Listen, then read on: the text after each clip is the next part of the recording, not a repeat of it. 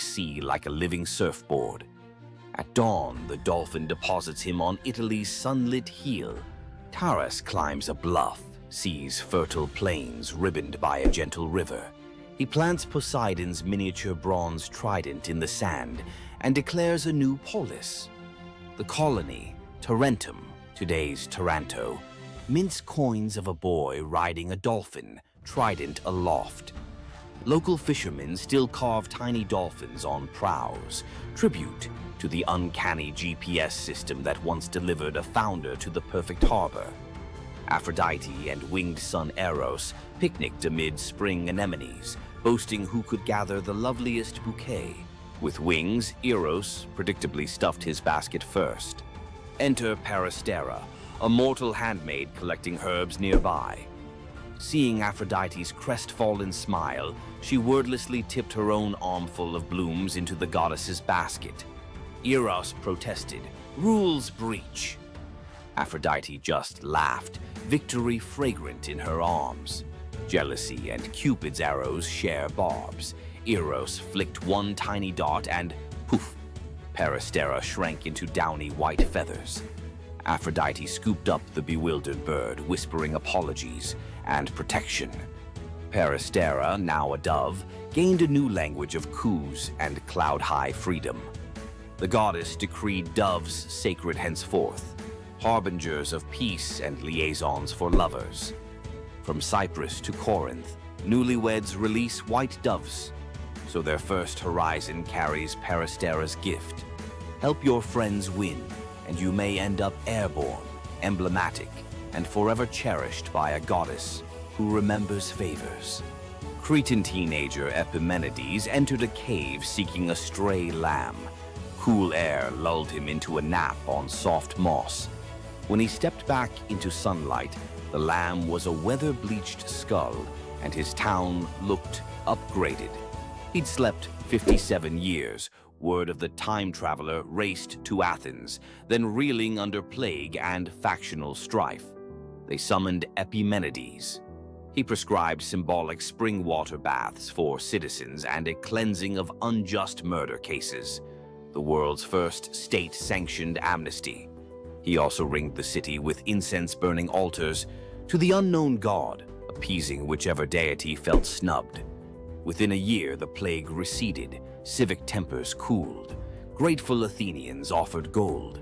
Epimenides accepted only vines for his Cretan temple, proof that sleep had taught him value over price. Legends credit him with tweaking the Greek lunar calendar and penning riddling prophecies. Even today, Cretan shepherds warn drowsy companions, "Nap too long in a sacred cave, you'll wake up a consultant." Aristaeus, son of Apollo and huntress Cyrene, loved tinkering. Olives here, cheese there. When shepherds complained of wild honey going rancid, Aristaeus studied bees like living alchemy. Nymph tutors taught smoke calming and linen veils. Soon, Aristaeus produced honey rumored to heal fevers. Even Olympians craved his combs. One blistering summer, disease wiped out his hives. Desperate, he consulted shape-shifting Proteus, who advised a strange remedy. Sacrifice 4 bulls and leave their carcasses sealed. From decay rose new swarms, robust and disease-proof, the mythical origin of Begonia, or bee birth. Greek farmers copied the ritual symbolically with perfumed ox hides draped over empty hives at spring equinox. Aristaeus planted thyme to flavor future honey, invented the first clay smoker, and dedicated his success to the seasonal Etesian winds, ensuring cool breezes helped the bees cap wax perfectly. Modern beekeepers in Greece still call a sudden helpful wind Aristaeus's breath. Zeus and Hermes, disguised as dusty travelers, canvassed a Phrygian village for lodging. Gold door mansions slammed shut. Only an aged, poor couple, Baucis and Philemon, welcomed them into a mud brick hut. They served cabbage soup, pork scraps, and local wine. Mid-pour, Baucis noticed the jug stayed full. Eyes widened. Guests revealed divine light. The couple's first instinct? Ask the gods to spare their nasty neighbors if possible. Mercy before schadenfreude. Classy. The village morphed into a marsh. The hut blossomed into marble columns. Zeus offered any reward. They chose to be temple keepers and to die together. Years later, as breath slowed, bark crept over their skin. Philemon an oak, Baucis a linden, branches intertwined over the temple forecourt. Travelers claim the twin trunks still rustle blessings on strangers who share food with drifters. Local children leave tiny cups of soup under the roots, because kindness apparently scales from hut to eternity tree. From marble votes that rewrite destiny to bees reborn in golden sunlight, tonight's legends hum one chord. Generosity, of spirit, of risk, of welcome, catches the gods' attention faster than any heroic flex. Drop a comment naming the myth that lit you up and tell us how you'd translate its core gift into today's life. Food bank pop-ups, urban beehives, pop-up nappies. Best idea gets animated into next episode's intro. Your username in ancient Greek graffiti. If tonight rekindled your sense that the universe sometimes rewards the generous, like the video, subscribe for more secret corridors of myth and tap the bell so the algorithm's dolphin swims our next story straight to you. Until then, keep a white pebble in your pocket, a spare bouquet for a stranger, and an ear attuned to wind that maybe, just maybe, started in a very old apiary. Ever wondered what it would be like to walk through the ancient world and encounter mythical creatures from Greek mythology? Get ready to meet the beasts that shaped legends. In Greek mythology, creatures were more than just beasts. They were symbols of the forces of nature, God's will, and humanity's struggle with the unknown. From the terrifying Minotaur lurking in the labyrinth to the mesmerizing sirens luring sailors to their doom, these creatures were as captivating as they were dangerous. The mighty Hydra, with its multiple heads that regrew each time they were cut off, was a symbol of unstoppable power. The Cerberus, the three-headed dog guarding the gates of the underworld, represented the barrier between life and death. But not all mythical creatures were monsters. The graceful Pegasus, a winged horse born from the blood of Medusa, symbolizes freedom and the pursuit of the heavens. These creatures still live on in our stories, haunting the shadows of ancient Greece and whispering through the winds of time. Which Greek mythological creature fascinates you the most?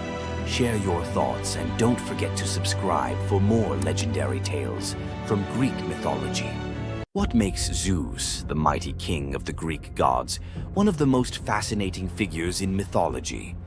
Is it his unparalleled power over the skies, his cunning strategies, or the sheer drama of his endless affairs?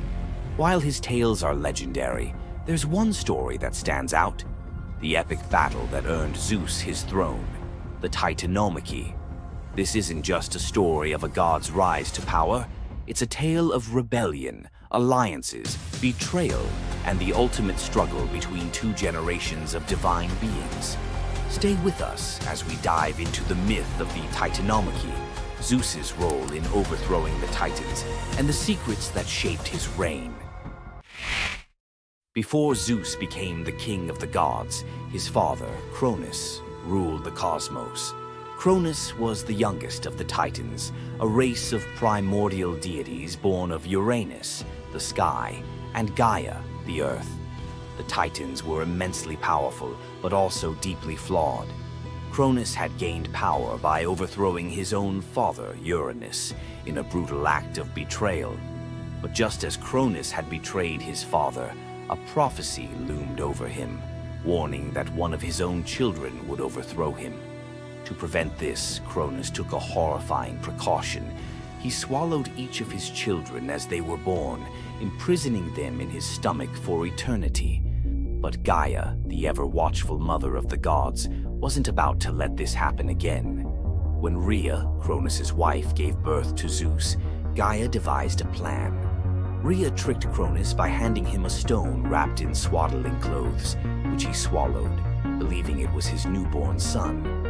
Meanwhile, Zeus was spirited away to a hidden cave on the island of Crete, where he was raised in secret.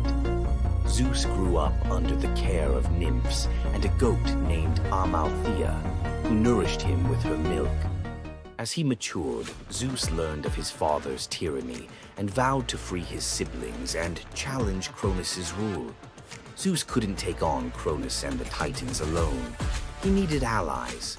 His first move was to rescue his siblings trapped inside Cronus. With the help of the goddess Metis, Zeus tricked Cronus into drinking a potion that caused him to vomit up his children, Hestia, Demeter, Hera, Hades, and Poseidon, fully grown and ready for battle. Now united, the 6 Olympian siblings declared war on Cronus and the Titans.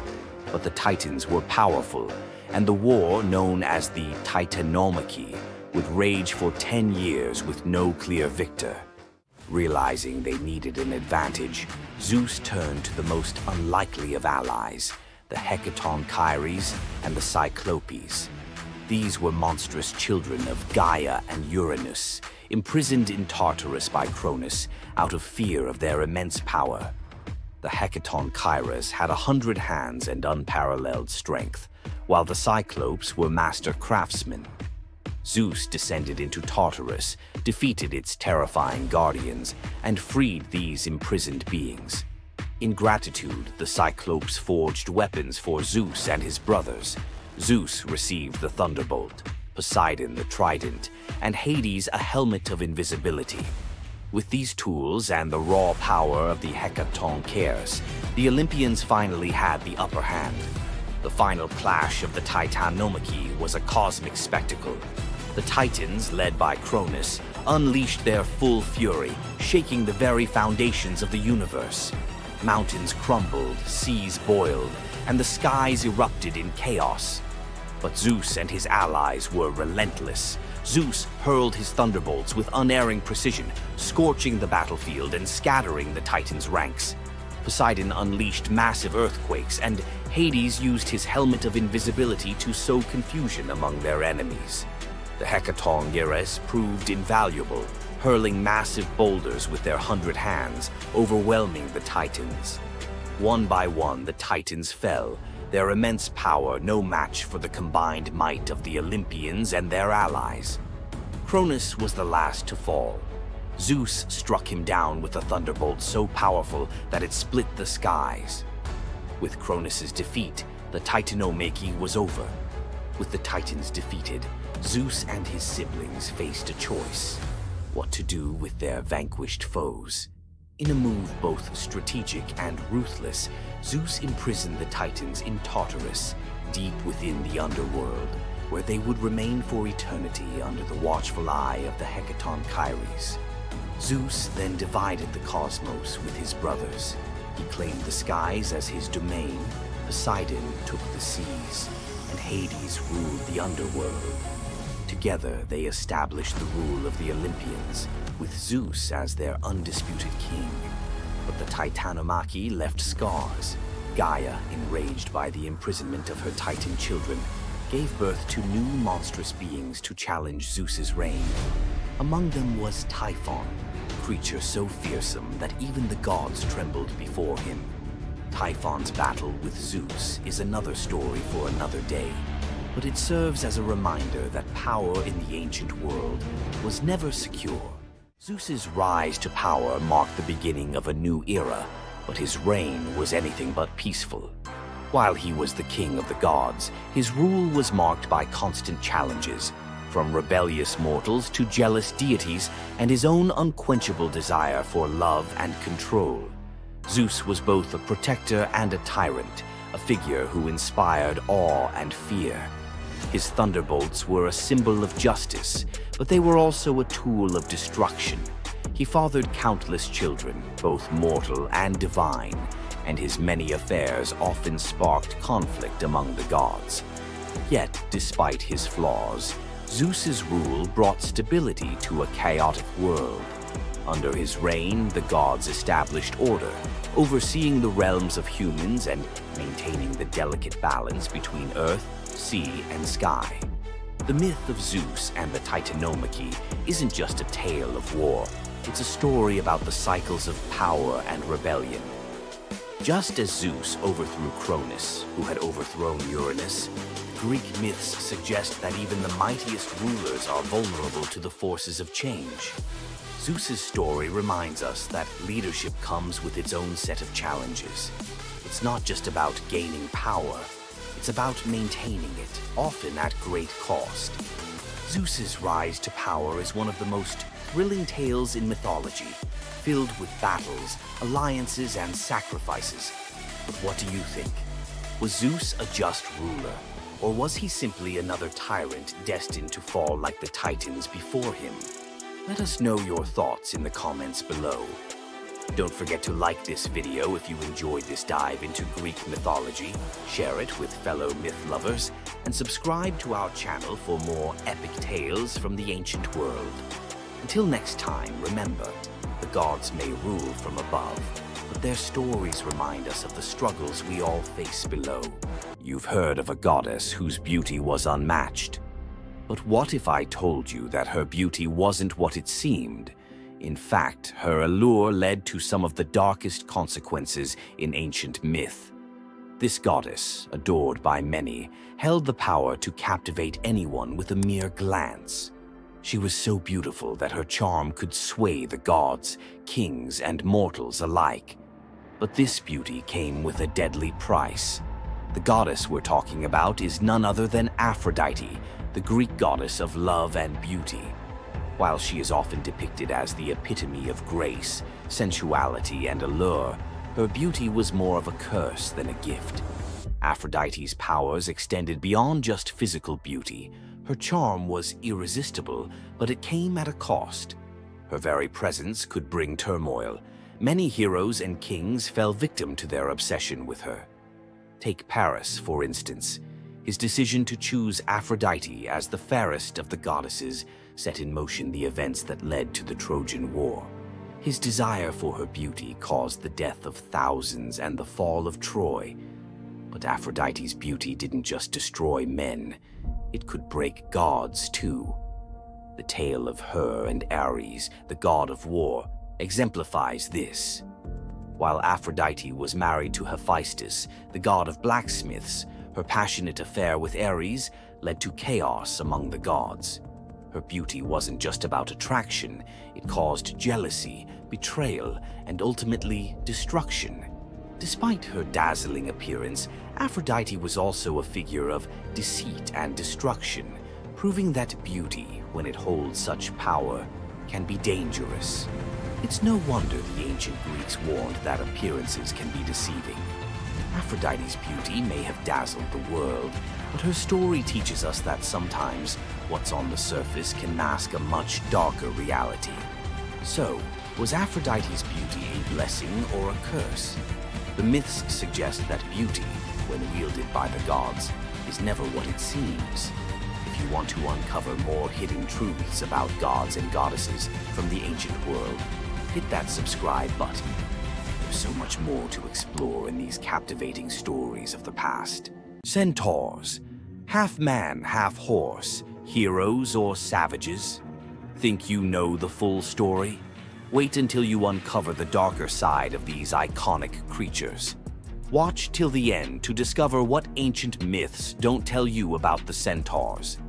In Greek mythology, Centaurs were seen as both wild and noble beings. They were often depicted as powerful warriors, famous for their strength and skill in battle. But what if the truth behind them was far more sinister than anyone imagined? While some centaurs, like Chiron, were revered for their wisdom and kindness, many others were violent, uncontrollable creatures. These savage centaurs were known for their drunken brawls and uncontrollable rage. The most infamous event? The Battle of the Lapiths and Centaurs, where they fought against the Lapiths during a wedding feast, leading to a massacre of both men and women. Their brutal behavior was more than just a mythological tale. It symbolized the chaos that could occur when civilization collided with the wild, untamed forces of nature. But why did the Greeks depict centaurs this way? Was it a cautionary tale about the dangers of unchecked power and savagery, or a deeper reflection on humanity's struggle between reason and instinct? The darker truth behind the centaur myth might just hold the key to understanding the wild, primal side of ancient Greek culture. Centaurs are more than just mythical beasts. They represent the conflict within us all. If you're fascinated by the hidden truths of ancient myths, don't forget to subscribe for more dark stories from Greek mythology. Imagine a woman so terrifying that a single glance from her could turn anyone into stone. Medusa, a name that echoes through history as a monster, a villain, and a symbol of pure horror. But what if everything you thought you knew about her was wrong? Medusa wasn't always a monster. Her story is one of betrayal, injustice, and a curse she never deserved. She wasn't born a villain. She was made into one by the gods themselves. But even as a victim, she found a way to turn her tragedy into power. Today, we'll unravel the myth of Medusa and discover the deeper truth behind her story. From her tragic origins to her transformation into a feared Gorgon, to her epic confrontation with Perseus. This is the tale of Medusa like you've never heard it before. Long before the snakes, before the curse, Medusa was a mortal woman of extraordinary beauty. She wasn't born a monster. She was born human, the daughter of the sea gods, Phorcys and Ceto. While her sisters, Stheno and Euryale, were immortal Gorgons, Medusa stood apart as the only mortal among them. But it wasn't her mortality that set her apart. It was her beauty. Medusa's golden hair, radiant complexion, and striking eyes captured the attention of everyone, even the gods. She served as a priestess in the temple of Athena, goddess of wisdom and war, vowing to remain pure and devoted to the goddess. This is where her life took a tragic turn. According to the myth, Poseidon, the god of the sea, became infatuated with Medusa.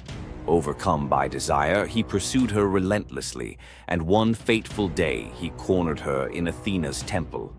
Medusa, defenseless, could not escape his wrath. But instead of protecting her, Athena turned her fury against Medusa. The goddess, enraged by the desecration of her temple, cursed Medusa for what had happened, punishing the victim instead of the perpetrator. Athena's curse transformed Medusa into a Gorgon, a being so hideous that no one could bear to look at her.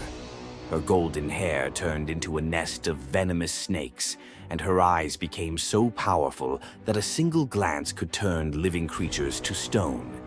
This moment defined Medusa's new existence. Once revered for her beauty, she was now feared and hunted as a monster. But beneath the horror of her transformation lay a deeper question. Was Medusa truly cursed, or had she been given a weapon to defend herself in a world that had betrayed her?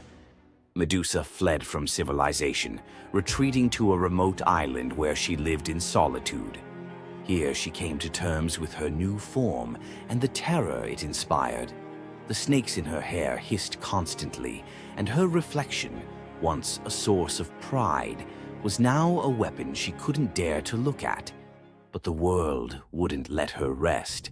Tales of the monster of the island spread across Greece, and soon warriors came seeking glory by trying to slay her. None succeeded.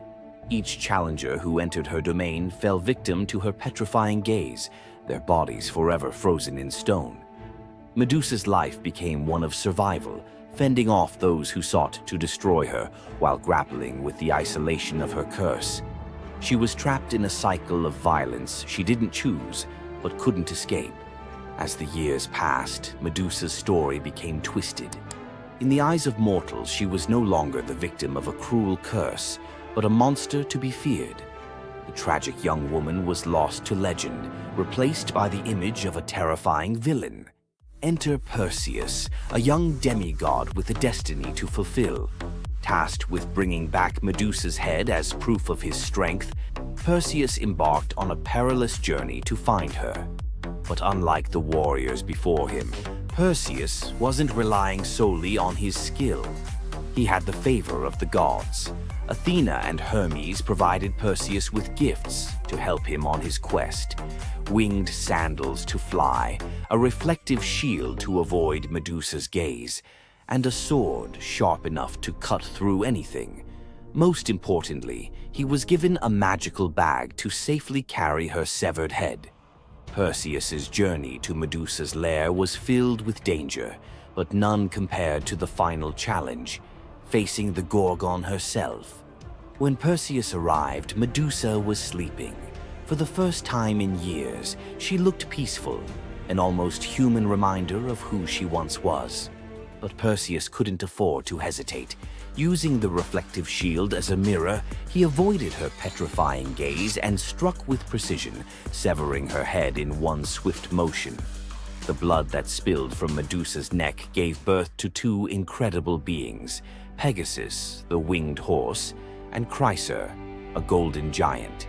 Even in death, Medusa's body produced miracles, a testament to the power she had carried within her. Perseus carried Medusa's severed head back to Greece, where it became both a trophy and a weapon.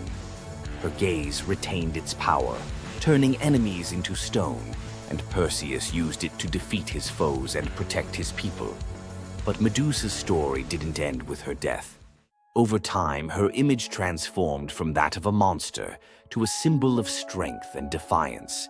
Women, especially, began to reclaim her story, seeing her as a figure who resisted the gods and survived unimaginable betrayal. Today, Medusa is more than a mythological figure. She's an icon. Her face appears in art, literature, and even modern movements that challenge systems of power and oppression. But the question remains, was Medusa truly a monster, or was she a victim of a world that feared her power? Medusa's story is a reminder that myths are more than just tales of gods and heroes. They're reflections of human nature, of the injustices and triumphs we still see today. So, what do you think? Was Medusa a villain, or was she a misunderstood symbol of resilience? Leave your thoughts in the comments. Give this video a like if you found her story as fascinating as we did. And don't forget to subscribe to the channel for more deep dives into the myths and legends that continue to shape our world. Until next time, keep questioning, keep exploring, and keep looking beyond the surface. Imagine being one of the greatest hunters in the world, known for your unmatched speed and skill.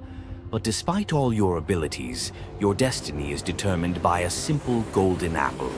Let me tell you the tragic tale of Atalanta, the huntress who couldn't escape her fate. Atalanta was abandoned at birth by her father, Zeus, who didn't want a daughter. Left to die in the wilderness, she was raised by a she-bear, learning to hunt and survive. As she grew, Atalanta became a legendary warrior, her skills in hunting unmatched. But no matter how great she became, she could never escape one thing, her prophecy. A prophecy foretold that Atalanta would only marry a man who could outrun her in a race. As the years went by, many suitors came, eager to win her hand. But Atalanta, fiercely independent, defeated them all. Her speed was unbeatable, and no man could match her skill. Then came Meleager, a brave hero who had heard of Atalanta's strength and beauty. Unlike the others, he didn't boast about his abilities. Instead, he came prepared with a plan. Meleager, knowing Atalanta's curse, asked the goddess Aphrodite for help. She granted him 3 golden apples, which he used to distract Atalanta during their race. As Atalanta raced ahead, confident of her victory, Meleager tossed the apples one by one in her path. The golden apples were so beautiful, they distracted Atalanta just enough to slow her down. In the end, Meleager won the race, and Atalanta was forced to marry him, despite her reluctance to give up her independence. But the story doesn't end in happiness. Atalanta and Meleager's marriage was plagued with regret. Atalanta, still driven by her need for freedom, felt trapped by the very love she couldn't escape. And in the end, Meleager, whose destiny was also marked by the gods, tragically died before she could ever truly be free. Atalanta's story is a tale of love, fate, and the clash between personal destiny and desire. Despite her unmatched strength and independence, her fate was sealed by love, and her story remains a tragic reminder of how even the most powerful can be brought down by what they cannot control. If Atalanta's bittersweet story of fate and love left you in awe, subscribe for more untold Greek myths and the heroes who shaped the ancient world. Hor, the thunder god, woke up to find his greatest nightmare had come true. Mjolnir, his mighty hammer that could level mountains and control lightning itself, was gone. Without it, the thunder god was powerless, vulnerable, and mocked. The weapon that defined his very identity as protector of Asgard had vanished without a trace. But what happened next would humiliate him more than any defeat in battle. To get his hammer back, Thor would have to do something that went against every fiber of his warrior identity. You won't believe the disguise he ends up in. It all began on what should have been an ordinary morning in Asgard. Picture Thor reaching for the leather grip that had been at his side for countless centuries, his fingers closing around nothing but empty air. The spot where Mjolnir should rest felt cold and wrong, like a missing tooth that your tongue keeps finding. Thor's morning routine, as predictable as sunrise over Asgard's golden halls, shattered in that single moment of realization. The hammer forged by dwarven masters, the weapon that could summon lightning and level mountains, had vanished without so much as a whisper of sound. The initial shock hit Thor like a physical blow. His hand remained suspended in space, still reaching for what wasn't there. Then panic crept in, cold and relentless. He let out a blood-curdling roar of sheer rage, the whole palace trembling. Without Mjolnir, he was powerless, vulnerable, and mocked, stripped of the weapon that made him Asgard's primary defender. The enemies that prowled the borders of the Nine Realms knew about his mighty hammer. They counted on Thor's strength to keep them at bay. Now that strength was gone. Word spread through Asgard's halls faster than wildfire. The other gods gathered in emergency council, their faces grave as they grasped the full scope of the crisis. Odin's ravens had brought no news. The watchmen at the gates had seen nothing. Mjolnir had simply disappeared, as if it had never existed at all. The assembled gods understood what Thor's loss meant for their realm. Asgard stood vulnerable, its greatest protector reduced to a shadow of his former self. Loki stepped forward through the crowd of worried gods, his familiar, cunning smile playing at the corners of his mouth. He offered to investigate the theft using his shape-shifting abilities, volunteering to venture where other gods could not go undetected. The council accepted his proposal immediately, desperate for any lead in their search. Thor watched his brother prepare for the mission, knowing that Loki's success or failure would determine his own fate. Loki first borrowed Freya's magic feathered coat, allowing him to fly in falcon form to Jotunheim without raising alarms. Each dead end pushed Thor deeper into desperation. He imagined facing his enemies defenseless, their laughter echoing as they realized the thunder god carried no thunder. The trail finally led to the most dangerous territory of all, Jotunheim, the realm of the giants. Loki strode into the council chamber with the confident gait of someone who had solved a mystery, but his expression carried an ominous weight. The giant Thrym, lord of the frost giants, had openly boasted about his theft from his massive throne of ice and stone. He had buried Mjolnir 8 leagues beneath the frozen earth of his realm, thrice deeper than any giant's hall, he claimed, placing it where even Thor's strength would be useless. Thrym had what he thought was a simple demand for the Norse gods. He wanted the beautiful goddess Freya as his bride in exchange for the hammer's return. The giant had fixated on her legendary beauty and grace, convinced that possessing both Mjolnir and the goddess of love would make him the most powerful being in all the 9 realms. His arrogance knew no bounds as he described his elaborate wedding plans to Loki, speaking of golden halls and feasts that would last for weeks. Thrym believed the gods had no choice but to accept his terms. When Loki spoke to the council about Thrym's demand, the council fell silent. Freya's reaction shattered the tense quiet that followed Loki's report, causing her rage to break the Brysinger necklace, its gems scattering across the floor in glittering fragments. She declared she would rather throw herself into the deepest ocean than marry the frost giant who dared make such a demand. The gods found themselves trapped in an impossible situation. They could sacrifice one of their most beloved goddesses to a giant's lust, or they could leave Thor permanently weakened and Asgard vulnerable to every enemy that prowled the borders. The council erupted in frantic debate. Some suggested launching a full assault on Jotunheim, but Thrym's fortress was impregnable and his army vast. Others proposed trickery or negotiation, but every path led to either devastating war or humiliating surrender. Heimdall, the far-seeing guardian who watched over the Rainbow Bridge, had remained silent throughout the heated discussions. When he finally spoke, his words stopped every conversation in the hall. His suggestion was so outrageous, so completely unthinkable, that even Loki's jaw dropped open in shock. The gods stared at Heimdall as if he had lost his mind, but they were out of other options. What he proposed, however, would challenge everything Thor stood for as a warrior. Heimdall's words hung in the air like a challenge to the very foundations of Norse honor. The far-seeing god had suggested that Thor disguise himself as a bride and infiltrate Thrym's wedding feast to recover Mjolnir. He spoke with calm authority, tie housewife's keys about his waist, and pin bridal jewels upon his breast. The idea was so fundamentally opposed to Norse concepts of masculine honor that Thor's initial response shook the very walls of Asgard. He declared the plan preposterous and swore he would never hear the end of it if word spread that the Thunder God had dressed as a woman. The assembled gods watched in tense silence as their mightiest protector wrestled with a challenge that could not be solved through brute force or lightning strikes. They had already considered launching a full assault on Jotunheim, but Thrym's fortress was impregnable and his army vast. No other choice remained. Thor paced the hall like a caged wolf, his massive fists clenched as he grappled with the impossible choice between his warrior's pride and his duty to protect Asgard. Every instinct in his body rebelled against the idea of abandoning his identity as a fearsome warrior to play the role of a delicate bride. Loki stepped forward with barely contained excitement, volunteering to accompany Thor as his maidservant. The trickster god's eagerness to participate in this elaborate deception revealed his true nature.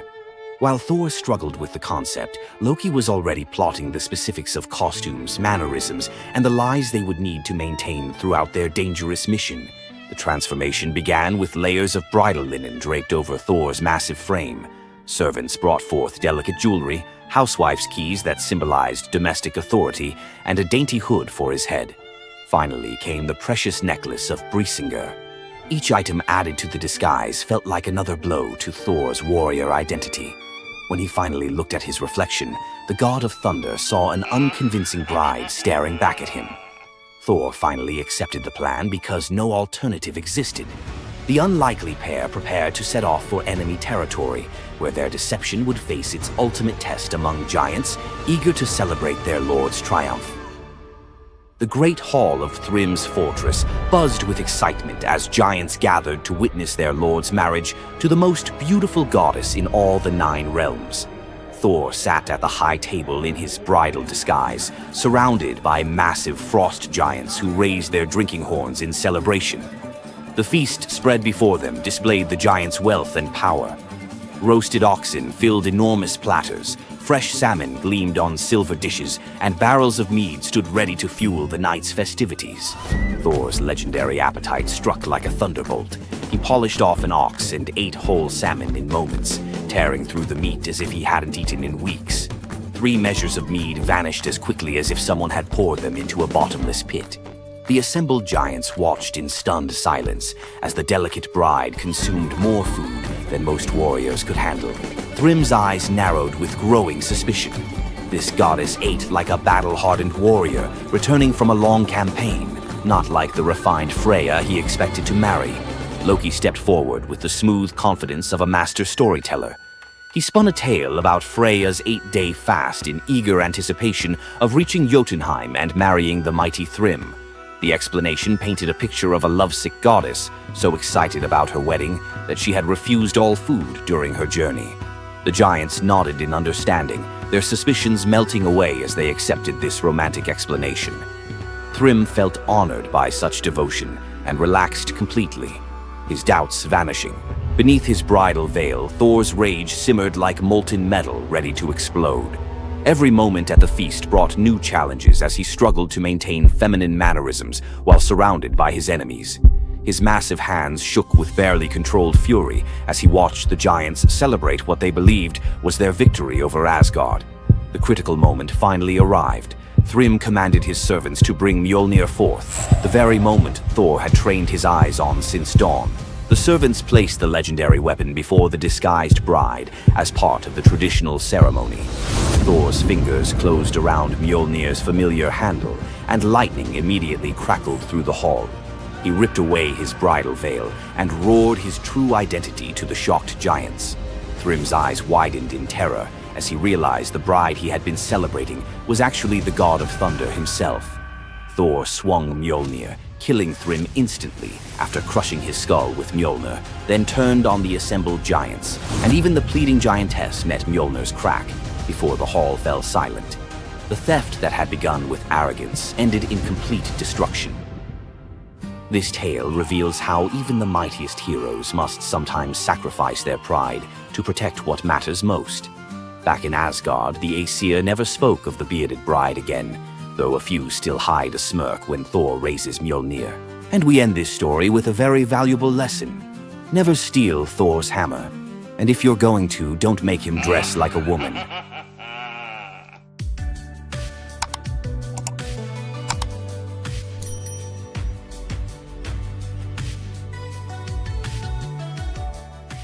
Welcome back, lore hunters. Tonight I'm unwrapping some myths that slip through the cracks of pop culture, tales so rich you could live in them for weeks. Let the veils fall. Old Phaon hauled passengers between Lesbos and Asia Minor in a skiff patched more than a beggar's coat. One dusk he carried an aged woman for free when storms canceled the rich man's coin.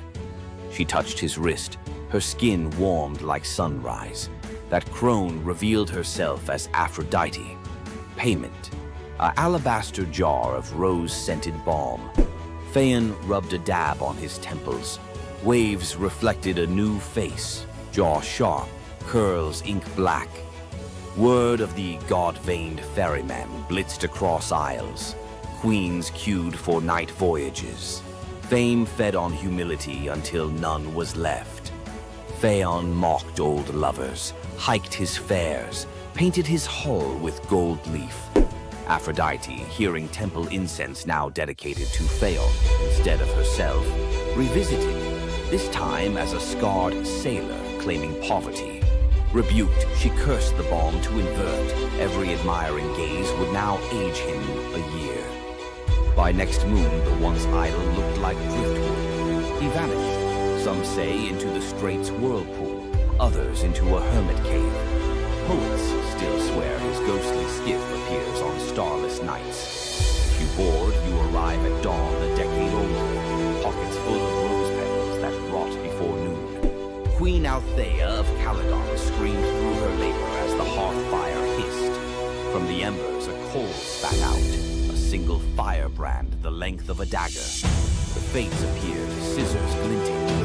Lachesis measured the newborn's life against that coal.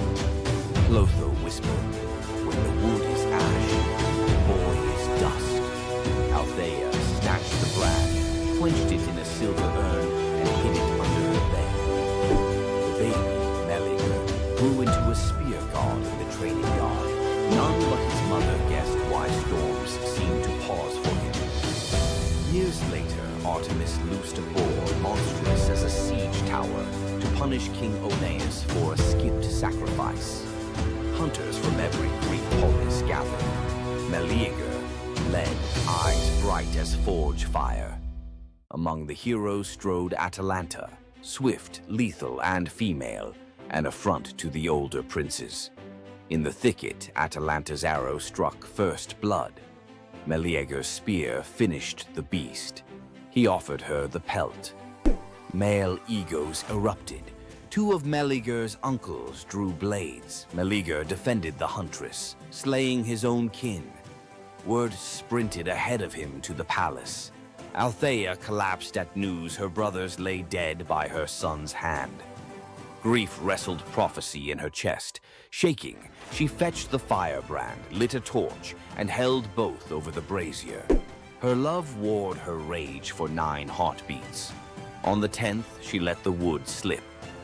Miles away, Meleager felt his marrow ignite. He dropped mid-stride, armor ringing like a funeral bell. At the palace hearth, the brand hissed its last and fell to gray powder. Althea watched the flakes swirl, then walked into the flames herself. In Caledon, they still say, whatever a mother births, her fire can reclaim. Young Cyparissus roamed Chios with a bronze shepherd's crook taller than himself. Apollo, idling in mortal disguise, gifted the boy a tame stag crowned with ivory antlers. It followed him like sunrise follows dawn. One blistering noon, flies tormented the stag. Cyparissus, meaning only mercy, aimed his javelin to shoe them. The tip glanced off a stone, pierced soft flank. The deer collapsed, breath misting blood. Cyparissus dropped beside it, sobs carving caverns in his throat. Apollo arrived to heal, lyre weeping gold notes. But the boy refused salvation for himself. He begged, "Give me a grief that never dries, so I remember him forever." Clouds boiled violet. The ground drank color from his sandals upward. Where Cyparissus knelt now stands the first cypress, trunk straight as a spear of mourning, sap weeping resin tears. Greeks plant the tree in graveyards because its roots plunge only downward, never sideways, like a grief that refuses distraction. On summer nights, hunters claim the wind through cypress needles sounds like antlers brushing the sky. Athens hailed Cephalus and Procris as couple of the century. He an expert hunter, she a devotee of Artemis. As wedding gift, the goddess sent 2 marvels. Lalaps, a hound fated to catch any quarry, and a spear destined never to miss. One morning, Cephalus rested from the chase and sang to the breeze, calling it Nephele, sweet comfort. The dawn goddess Eos, eavesdropping, snatched him skyward, offering immortality. He pined for Procris. Eos scoffed, "She'll betray you." Suspicion slid under his skin like splintered arrow reeds. Cephalus returned in disguise, bribing servants to hint Procris had strayed. At twilight, she arrived in the woods, masked, to spy on him first. Hearing rustle, Cephalus loosed the divine spear toward the sound. It cannot miss. The mask tore away, Procris's eyes wide as shattering glass. She fell against his chest, whispering only, "The breeze, remember?" Cephalus buried her on Mount Hymettus, pinned the fatal spear beside the grave, and leashed Laiolaps there eternally. Some nights, hikers see a spectral dog chase a phantom hare in circles that never close, while a jealous wind mutters the name Nephele through the pines. Poor farmer Ligdus told his pregnant wife, if the child is female, exposure must follow. Dowries ruin paupers. Desperate Telethusa prayed to Isis. The goddess appeared, golden-winged. Bear the child, raise her as son. Baby Iphis arrived. They bound her chest, taught her spearcraft, named her heir. At 13, Iphis was betrothed to radiant Ianthe, who adored her future husband. Iphis loved her too, but carried a secret that tore her apart. Nights she begged Isis, either unmake love or unmake lie. Eve of the wedding, Iphis roamed the temple till exhaustion. At midnight, statue eyes flashed, muscle quaked under skin, voice dropped like falling figs. When dawn trumpets blew, Iphis emerged, broad-shouldered, jaw square, still wearing mother's hopes, but now truth-shaped. Ceremony erupted in double amazement. A father spared from murder, a bride gaining the groom her heart already knew, a city given a living parable that gods can edit flesh the way poets edit verse. On anniversaries, Crete's couples exchange braided veils, symbol that love may bend rules when petitioned with courage. Satyr-blooded Ampelus dazzled Dionysus. Youth swagger, curls like grape tendrils. He rode a bull through vineyards, boasting he was braver than the god. Dionysus, half teasing, half testing, sent a gadfly. The bull bucked. Ampelus flew, spine meeting earth with a wet crack. Thunderclouds curdled purple. Grief-stricken, the god plucked the corpse's heartbeat, planted it. From ribs sprouted twisting vines, from fingers curling shoots. First grapes. He fermented their juice with tears, naming the wine Ampelosios, the taste of regret. Every toast pours a little myth, sweetness chased by sting. Drink deep and you repeat the boy's brag, but this time, hopefully, know when to dismount. On the gray docks of Anthedon, a lone fisherman named Glaucus noticed something odd. Every fish he caught leapt back into the sea after flopping across a patch of wild green herbs. His curiosity, half hunger, half science, won. He tasted one leaf. A heartbeat later, his pulse throttled like a war drum. Gills tore open on his neck. Terrified, he dove overboard and discovered he could breathe brine like air.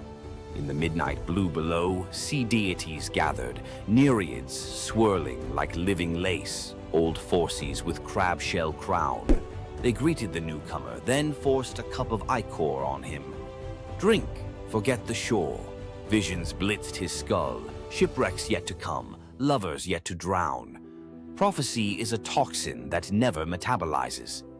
Glaucus tried to surface, to hug his aging mother, but every wave slapped him back. Barnacles crusted over his old rowing calluses. He practiced his new craft instead, whispering tides to sailors, trading secrets for offerings of bronze and bread that sank unreachable. Legend says if you stare into rough surf and hear your own name, it's Glaucus warning you to turn home. Ignore him, and you join his choir. Another voice lost to the deep. In Attica ruled Periphas, so just that subjects built temples to him, not Zeus. Offerings piled higher than to Olympus. Flattery sharpens divine talons. Thunderhead over the palace. As lightning coiled to strike, Apollo intervened. Spare the righteous, punish the praise. Zeus relented, halfway. Before the court's eyes, Periphas's flesh rippled into plumage, arms broadened into stormbreaker wings. His queen begged accompaniment, became an osprey. Throne room glittered with abandoned gold. Zeus decreed the new eagle his personal herald. Immortal, hungry for serpents of hubris. Every lightning flash, tradition holds Periphas scouts ahead, making sure no mortal altars bear the wrong name again. Arcadian huntress Callisto pledged lifelong virginity to Artemis. Oaths echo loudest in forest silence. Zeus, disguised as Artemis, tricked Callisto when her secret pregnancy showed. The real goddess burned with double fury, betrayed and impersonated. Artemis transformed the girl into a shaggy bear. Callisto's newborn, Arcus, left human. Years later, on a hunt, Arcus drew bow at the lunging bear, unaware it was his mother. Zeus intervened, flinging both into the sky as Ursa Major and Ursa Minor. They circle Polaris forever, never touching, an eternal near miss engraved in stars. Notice how each story spins one spindle. Desire collides with destiny, and form shatters. Greek myth isn't merely about gods showing off, it's about limits, and the instant you cross them, reality melts and recools into shapes that remember the crime.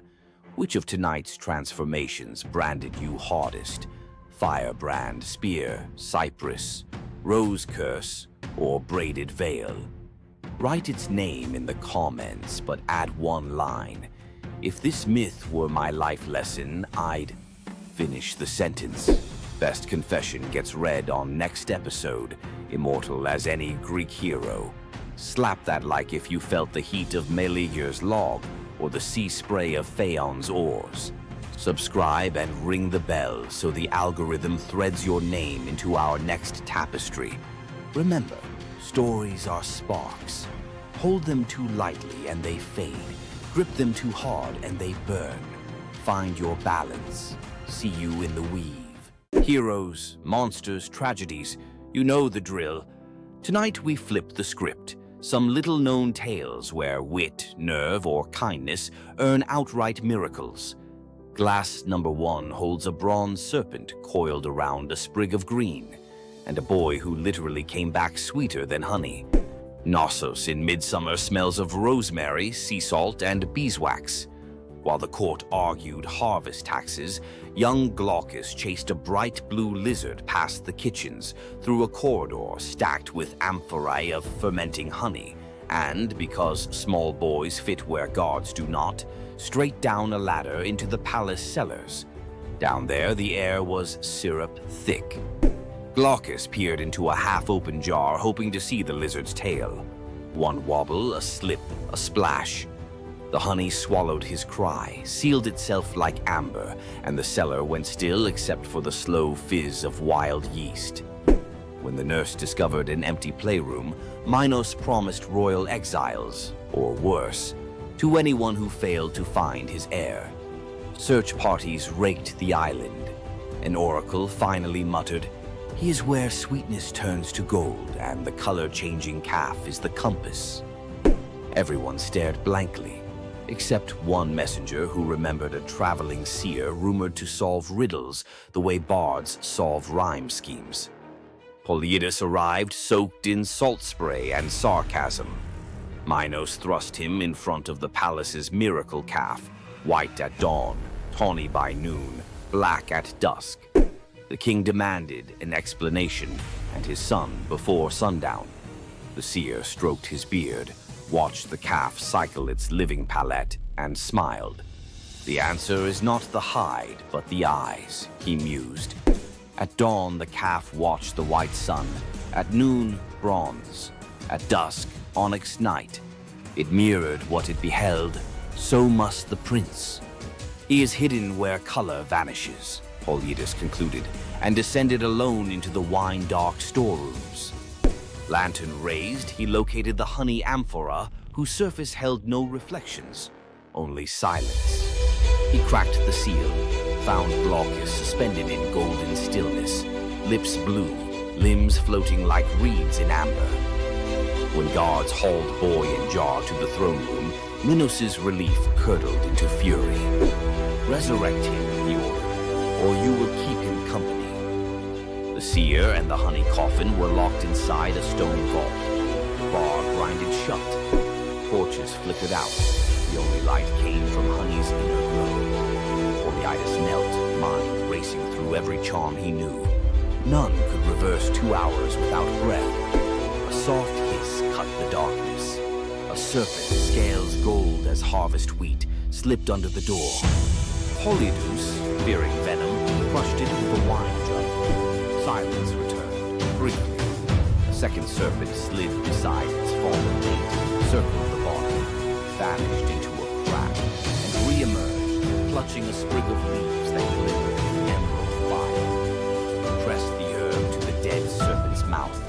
In a shiver of cinder, the creature revived. The pair slithered away, leaving the leaf behind like a lesson. Polyidus' pulse hammered. He ground the glowing plant between stone shards, smeared the paste across Glaucus' cold lips, and half praying to gods who seldom pick up, waited. A heartbeat. 2. Then the boy coughed, honey and air and the shriek of returning life. He sat up wide-eyed, asking if lunch was ready. The vault erupted in shouts. Guards dragged them to Minos, whose relief eclipsed his threats. "Teach the child your art," the king commanded, "and you may leave Crete with both eyes intact." For 30 days, Polyidus tutored Glaucus, reading omens in bird flight, divining storms by the smell of stone, decoding dreams as if they were parchment. Each lesson the seer delivered with growing dread. Minos could weaponize prophecy. On the final morning, he presented Glaucus with a cup of wine to seal memory. The boy drank. Polyidus leaned close, whispered a single word, and the wine turned bitter. Glaucus spat it back onto Polyidus's lips. That was the spell. Every technique, every cosmic shortcut drained from the boy's mind like sand through a broken hourglass. He would live healthy, happy, but ordinary. The gift stayed locked in Polyidus's own skull.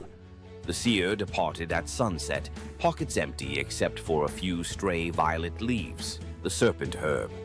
Some say he planted them across the Aegean.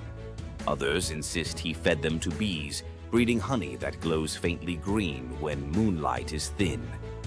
In mountain apiaries of rural Greece, beekeepers still search for glaucous honey, said to cure a stopped heart if administered within 3 breaths. And every cellar apprentice learns, keep lids tight, keep ladders chained, and keep an eye out for serpents. Sometimes they carry medicines gods never meant us to find. Nymph Princess Cyrene tackles a lion preying on her father's cattle. Apollo, stalking inspiration, watches her wrestling the beast bare-handed and thinks, forget liars, that's poetry. He swoops not with roses but a gold chariot pulled by griffins. Rule a land of your own, he says, pointing across the Mediterranean. Cyrene's answer, give me a bowstring and some good soil. She rides shotgun all the way to Libya. On sun-drenched highlands, she spears the ground. Fresh springs burst. The place becomes Cyrene, namesake queen founder. Apollo immortalizes her as a long-lived nymph. Their sons include Aristaeus, future bee guru, and Eadmon, Argonaut prophet. Centuries later, Cyrenean olive oil sells for triple price in Athens. Bottles carry a tiny embossed lion, reminder that one headlock can echo into a civilization. Morning of his birth, infant Hermes crawls out of cradle, spies a tortoise, hollows the shell, strings cowgut. Voila, the first lyre. Same afternoon, he rustles 50 of Apollo's divine cattle, walking them backward to confuse hoofprints. Apollo tracks the tune of an unfamiliar instrument to a cave and catches, not a rustler, a giggling baby. Hermes begins to play. The melody melts Apollo's fury like wax. The sun god trades the entire herd plus the golden staff of herdsmen for the lyre.